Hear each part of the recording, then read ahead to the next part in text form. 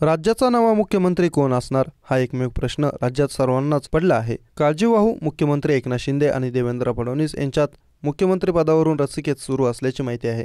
मुख्यमंत्रीपदाचा पेच निर्माण झाल्याने सरकार स्थापन होण्यासही अडचणी येत आहेत। दरम्यान यात अजित पवारांच्या राष्ट्रवादीची काय भूमिका आहे हेही पाहणं महत्त्वाचं आहे। याबाबत राष्ट्रवादी पक्षाचे प्रदेशाध्यक्ष सुनील तटकरे यांनी महायुतीला महाराष्ट्रातील जनतेने यश दिलं आहे। महाराष्ट्राच्या इतिहासात काँग्रेसला सर्वाधिक जास्त बहुमत मिळत होतं, यापेक्षाही जास्त मत महायुतीला मिळालं।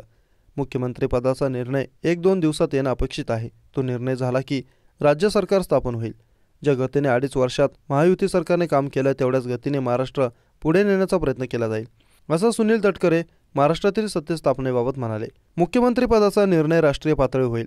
पंतप्रधान नरेंद्र मोदी, अमित शहा, एकनाथ शिंदे, देवेंद्र फडणवीस आणि अजित पवार त्या ठिकाणी आहेत। त्यांच्या संदर्भात वरिष्ठ निर्णय घेतील, असं सुनील तटकरे म्हणाले। महायुतीचा कोणताही फॉर्म्युला ठरला नव्हता, जे काही ठरेल ते 1-2 दिवसात ठरेल, असं सुनील तटकरेंनी स्पष्ट केलं। या संदर्भातील निर्णय भाजपच्या पक्षश्रेष्ठींबरोबर बसून इतर घटक पक्ष घेतील। मंत्रिपदाच्या संख्येबाबतही निर्णय या बैठकीत होईल। दरम्यान मुख्यमंत्रिपदाचा तिढा सुटलेला नसताना मंत्रिपदासाठी जोरदार लॅम्बिंग सुरू असल्याची चर्चा आहे।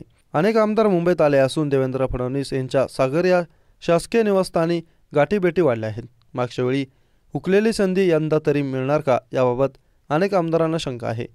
छगन भुजबळ, सुहास कांदेसह अनेकांनी देवेंद्र फडणवीस यांची भेट घेतली। तसंच मुख्यमंत्रिपदासाठी देवेंद्र फडणवीस यांच्या नावावर जवळपास शिक्कामोर्तब झाल्याचे वृत्त आहे। फक्त त्यांच्या नावाची औपचारिक घोषणा होणं बाकी आहे।